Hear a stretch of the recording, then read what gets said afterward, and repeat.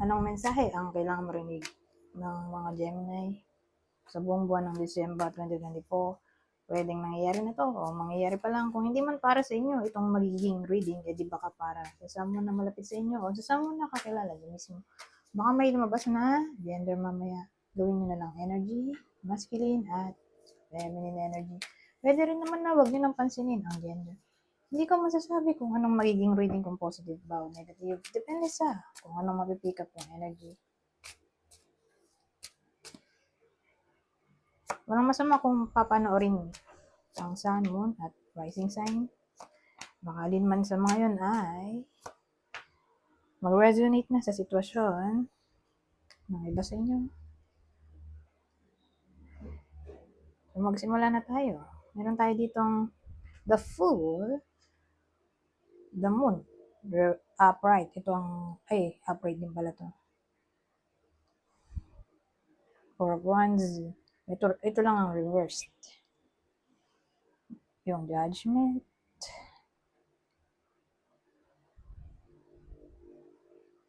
So, anong kwento dito?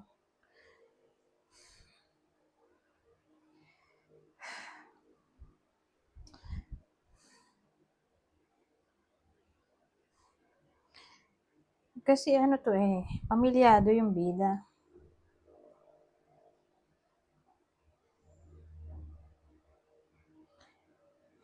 Kung di man pamilyado, hindi sila long distance. Ito yung relasyon na hindi long distance. Short distance lang. Ito kasi pasimula. Or mag-take risk. Ito kasi, the moon ay pwedeng may kinalaman na sa deception. Pero kung sino man yung nagiging deceptive, ay indecisive at the same time, ano kaya to? Clarify natin ang the moon. Siya ay ano yun?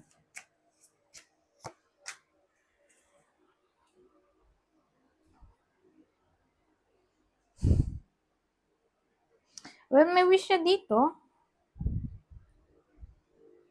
Alam niya sa sarili niya na kapag nakuha niya tong wish niya, ay may kailangan siyang i-let go para magkaroon ng new beginning. Ano yan? Oh my God. Parang alam niya sa sarili niya na kapag nakuha niya tong wish niya, may kailangan siya i-sacrifice. At i-pursue yung gusto niya. Okay? Yung wish. I-pursue yung wish. Pero again, be clear. Diba? Ganun na nga lang natin. Nahihirapan ako Kaya lang tatlo lang pala to.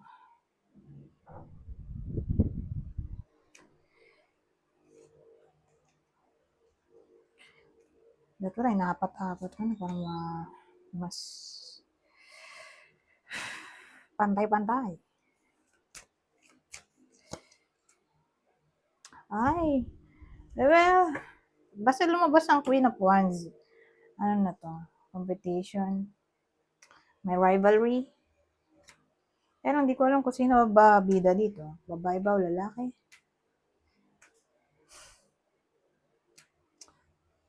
So, yung wish niya, di ba sabi ko nga kanina, alam niya sa sarili niya na pag nakuha niya itong wish, may kailangan siya i-sacrifice.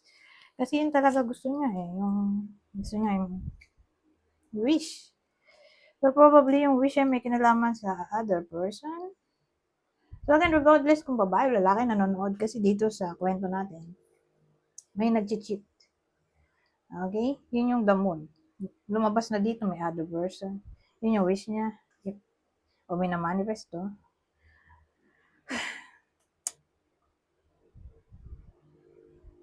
Pwede nangyayari na to. Mangyayari pa lang. Pero may presence na tayo kasi dito ng o sign. Ng cheating.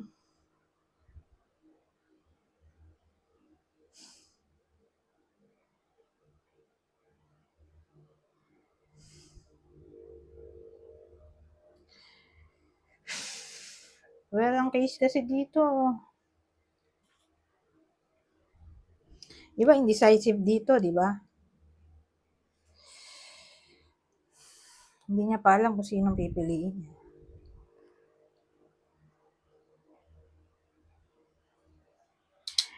So, yun yung disaster dito. May presence ng cheating. So, ngayon, kung sino man yung nag-cheat, eto. Naging ano siya, page of wands. Na para bang, naging immature siya sa pag-achieve ng kanyang desire. Kumbaga, naging impulsive. Di man lang niya pinag-isipan yung possible consequence ng kanyang magiging aksyon. Nagdulot siya ng problema. Yun yung desire na may kaakibat na gulo. Ganun yun, ganun. Ang nangyari dito. Kasi pinursue nyo nga to, kung someone else.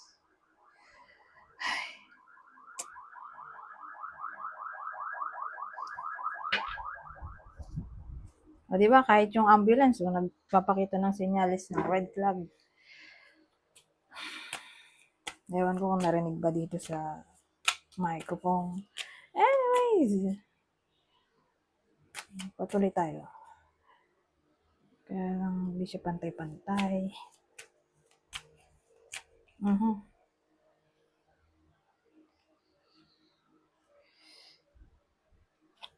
Tingnan natin ano pang ibang detalye. So, yung reading natin pwedeng December onwards na, okay? Well, nangyayari na to. Mangyayari pa lang. Ito yung eksena ba? Okay? Napakita sa atin yung possible scene na maaaring mangyari sa December. O ngayon, December reading to.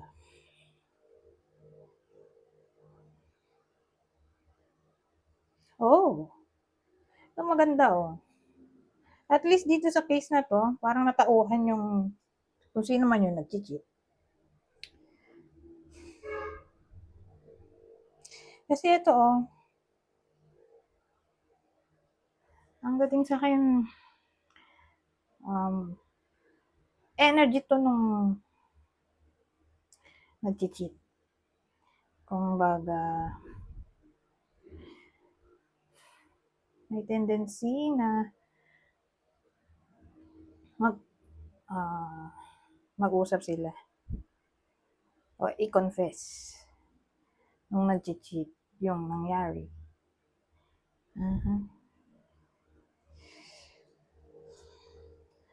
Kasi nag-soul searching siya dito. O magso-soul searching. Hanapin niya yung sagot sa tanong niya sa isip. Kasi may indecisiveness kasi tayo dito Ayun, So, di niya masabi kung sino gusto niya, di ba? Kung yung orig o yung someone new. So, ang nangyari dito, mukhang magso-soul searching siya at magko-confess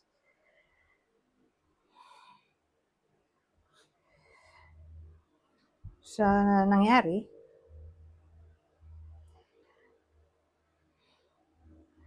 Magka-come up siya sa conclusion na eto tong dalawa, piliin na lang yung orig.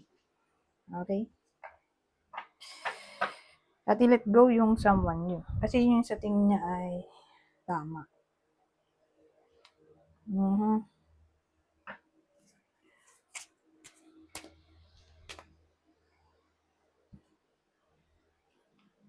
So, ending na siguro yan. Huwag na tayo magbunot ng iba, ha?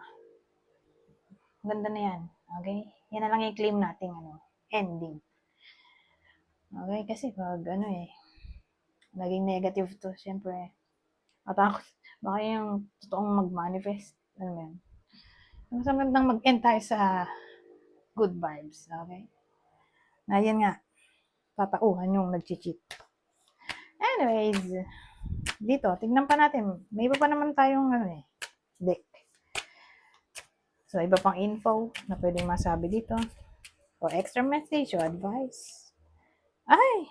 Someone else, someone is in the middle, someone is trying to sabotage this. So, yun na nga yun. Yun din yung tinakbo ng reading natin, may third party. Diba? So, para lang siyang emphasis na meron ng third party sa reading na to. Which is, hindi naman talaga yung nakita natin. Love spell, You've been bewitched.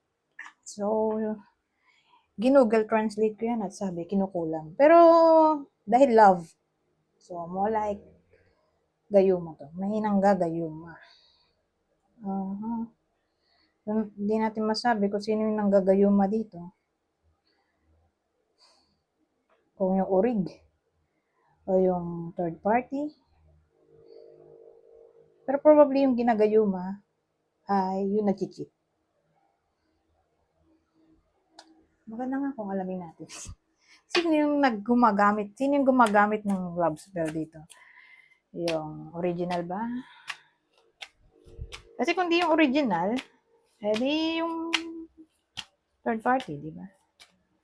Kasi pwede rin naman kaya pala nagkabalikan sila nung orig at nung nag-cheat kasi ginamitan niya ng love spell. So, di ba maraming pwedeng case. So, i-clarify natin dito. Sino yung gumagamit o gagamit ng love spell? Yung orig ba? Yes or no? Ay, yung orig, So, ginamitan niya pala ng gayuma o pangontra o may iba pang tawag dun anting-anting.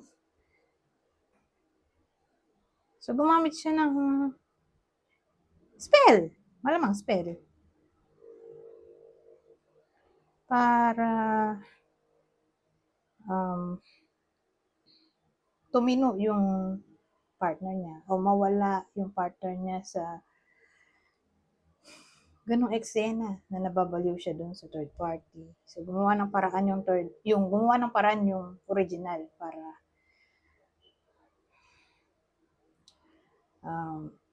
mapabalik sa kanya itong partner niya. Natigilan na yung kahibangan niya doon sa third party. Lalo't may pamilya sila, Sabagay doon nga sa Four of Wands, di ba? Sabi ko nga kanina, mukhang may family. O kung di man pamilyado, ay magkapit-bahay o short distance, di ba? Pero since meron na tayong clue dito, more like pamilyado sila, na para bang gagawin ng babae lahat-lahat. Para lang mabawi yung asawa niya. Kasi may pamilya sila. Sino bang may gustong magkaroon ng broken family, di ba? Ito.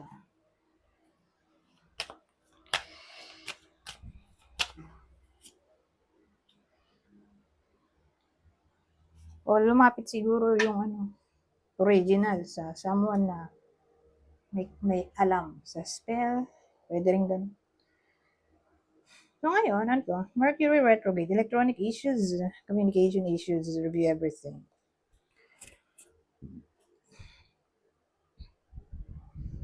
So sa months na to, hindi ko kasi alam kung Mercury retrograde na ba ngayon. Hindi na ako updated sa astrology. Pero whether Mercury retrograde talaga according sa astrology o hindi. Basta meron tayong clue na Mercury retrograde. Ina-advise na mag-pay attention sa way of talking. Kasi prone sa misunderstanding, miscommunication. Saka way of thinking. Kasi nga, Mercury ay pwede ring knowledge, intellect. So, pag ganun, may tendency na ma-misinterpret natin. May chance tayong ma-misinterpret ang something na concept, subject, o anything na parang nagkamali ng intindi. Yun. Miscommunication, misinterpretation, prone sa arguments kasi nga,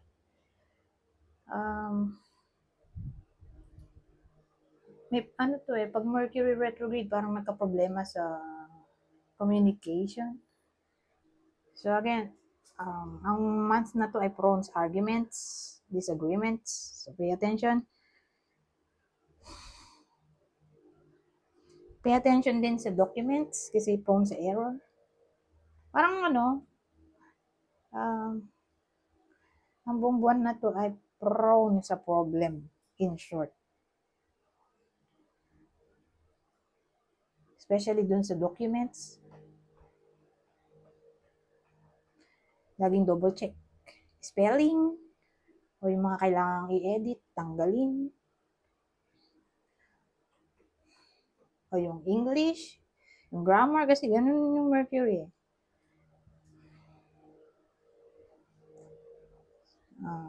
Bago po yung pumirma, basahin muna kasi pwede rin yung mga scam. Ano mo yun?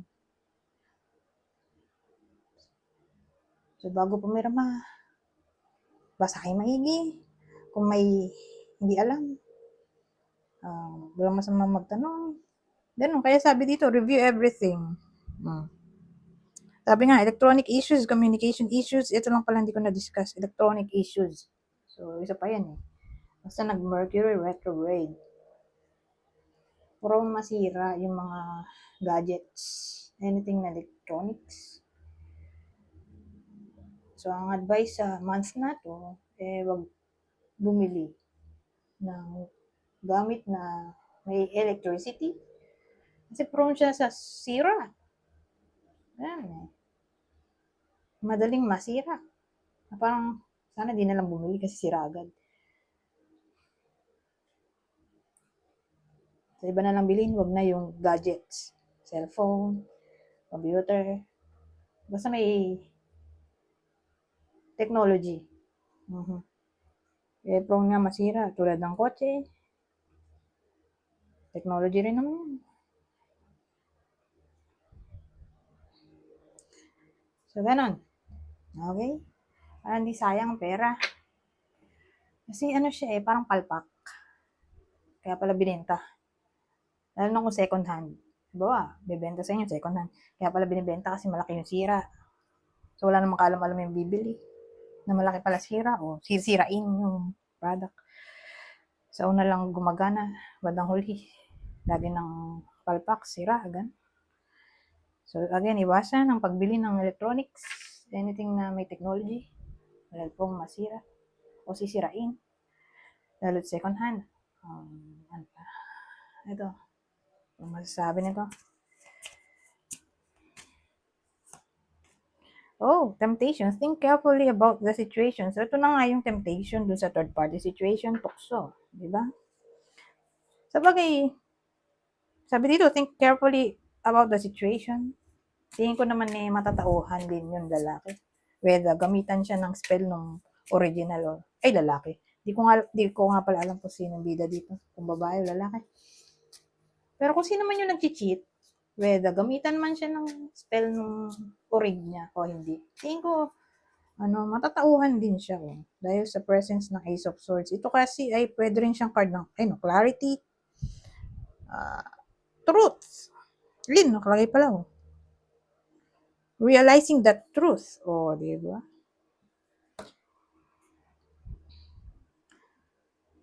Sa concentration. Saka justice din yan. Alam ko, Ace of Swords, minabasa ko ano rin siya, parang justice. So, pag ganon, iba-value yung tama kaysa mali. So, hindi naman yung sabi rito, yung tukso ma-overcome naman nung kung sino man yung nag-cheat. Okay? Regardless kung gamitan siya ng spell o hindi. Siya na rin mismo makaka-realize ng mali niya. At itatama niya yun. Your spiritual journey is beginning. So, sila ay nandito na sa process ng spiritual journey. Lalo na yung religion o spirituality na magiging big role. dito sa kwento na to. Na dahil doon sa spirituality, religion,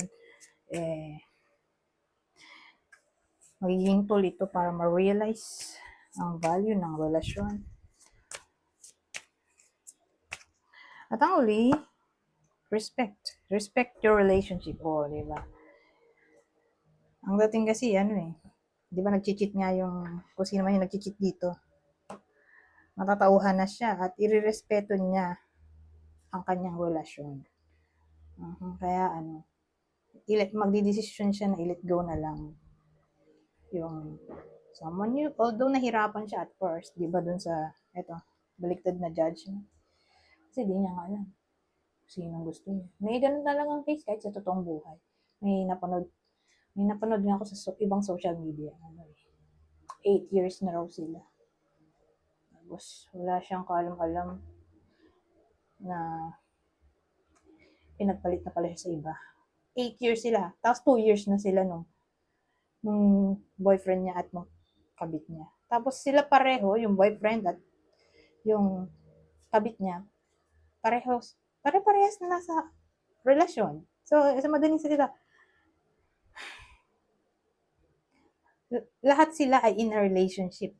Okay, yung boyfriend in a relationship dun sa babaeng bida na sinasabi ko. Tapos yung kabit niya in a relationship din sa boyfriend niya. Di ba? Kala mo.